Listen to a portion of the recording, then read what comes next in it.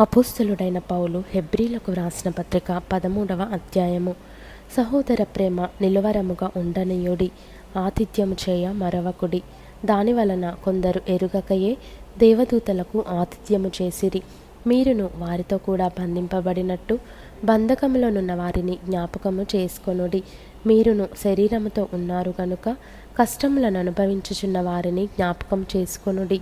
వివాహము అన్ని విషయములలో ఘనమైనదిగాను పానుపు నిష్కల్మషమైనదిగాను ఉండవలెను. వేష సంగులకును వ్యభిచారులకును దేవుడు తీర్పు తీర్చును. ధనాపేక్ష లేని వారై మీకు కలిగిన వాటితో తృప్తి పొంది ఉండుడి. నిన్ను ఏమాత్రమును విడువను, నిన్ను ఎన్నడును ఎడబాయను అని ఆయనయే చెప్పెను గదా. కాబట్టి ప్రభువు నాకు సహాయుడు, నేను భయపడను. నరమాత్రుడు నాకేమి చేయగలడు అని మంచి ధైర్యముతో చెప్పగలవారమై ఉన్నాము. మీకు దేవుని వాక్యము బోధించి మీ పైని నాయకులుగా ఉన్నవారిని జ్ఞాపకము చేసుకొని వారి ప్రవర్తన ఫలమును శ్రద్ధగా తలంచుకొనుచు వారి విశ్వాసమును అనుసరించుడి. యేసుక్రీస్తు నిన్న నేడు ఒకటే రీతిగా ఉన్నాడు. అవును, యుగయుగములకును ఒక్కటే రీతిగా ఉండును. నానా విధములైన అన్యబోధల చేత త్రిప్పబడకుడి. భోజన పదార్థములను బట్టి కాక కృపను బట్టియే హృదయము స్థిరపరచుకొనుట మంచిది. భోజనములను బట్టి ప్రవర్తించిన వారికి ఏమీ ప్రయోజనము కలుగలేదు. మనకొక బలిపీఠం ఉన్నది, దాని సంబంధమైన వాటిని తినుటకు గుడారములో సేవ చేయు వారికి అధికారము లేదు. వేటి రక్తము పాపపరిహారార్థముగా పరిశుద్ధ స్థలములోనికి ప్రధాన యాజకుని చేత తేబడును. ఆ జంతువుల కళేబరములు శిబిరమునకు వెలుపట దహింపబడును. కావున యేసు కూడా తన స్వరక్తము చేత ప్రజలను పరిశుద్ధపరచుటకై గవిని వెలుపట శ్రమ పొందెను. కాబట్టి మనం ఆయన నిందను భరించుచు శిబిరము వెలుపలికి ఆయన యొద్దకు వెళ్ళుదము. నిలువరమైన పట్టణము మనకిక్కడ లేదు గాని ఉండబోవుచున్న దానికోసము ఎదురు చూచుచున్నాము.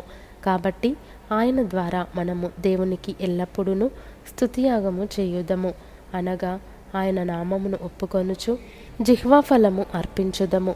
ఉపకారమును ధర్మమును చేయ మర్చిపోకుడి. అట్టి యాగములు దేవునికి ఇష్టమైనవి. మీ పైని నాయకులుగా ఉన్నవారు లెక్క ఒప్పచెప్పవలసిన వారి వలె మీ ఆత్మలను కాయుచున్నారు. వారు దుఃఖముతో ఆ పని చేసిన ఎడల మీకు నిష్ప్రయోజనము గనుక దుఃఖముతో కాక ఆనందముతో చేయునట్లు వారి మాట విని వారికి లోబడియుండుడి. మా నిమిత్తము ప్రార్థన చేయుడి. మేమన్ని విషయములలోనూ యోగ్యముగా ప్రవర్తింపగోరుచు మంచి మనస్సాక్షి కలిగి ఉన్నామని నమ్ముకొనుచున్నాను. మరియు నేను మరి త్వరగా మీ వద్దకు మరలా వచ్చినట్లు ఈలాగు చేయవలెనని మరి ఎక్కువగా మిమ్మును బతిమాలు కొనుచున్నాను. గొర్రెల గొప్ప కాపరి అయిన యేసు అను మన ప్రభువును నిత్యమైన నిబంధన సంబంధమగు రక్తమును బట్టి మృతులలో నుండి లేపిన సమాధానకర్తయగు దేవుడు యేసుక్రీస్తు ద్వారా తన దృష్టికి అనుకూలమైన దానిని మనలో జరిగించుచు ప్రతి మంచి విషయములోనూ తన చిత్త ప్రకారము చేయుటకు మిమ్మును సిద్ధపరచునుగాక. యేసుక్రీస్తుకు యుగయుగములకు మహిమ కలుగునుగాక. ఆమెన్. సహోదరులారా, మీకు సంక్షేపముగా వ్రాసి ఉన్నాను గనుక ఈ హెచ్చరిక మాటను సహించుడని మిమ్మును వేడుకొనుచున్నాను. మన సహోదరుడైన తిమోతికి విడుదల కలిగినదని తెలుసుకొనుడి. అతడు శీఘ్రముగా వచ్చిన ఎడల అతనితో కూడా వచ్చి మిమ్మును చూచెదను. మీ పైని నాయకులైన వారికందరికిని పరిశుద్ధులకందరికిని నా వందనములు చెప్పుడి. ఇటలీ వారు మీకు వందనములు చెప్పుచున్నారు. కృప మీ అందరికీ తోడయుండునుగాక. ఆమెన్.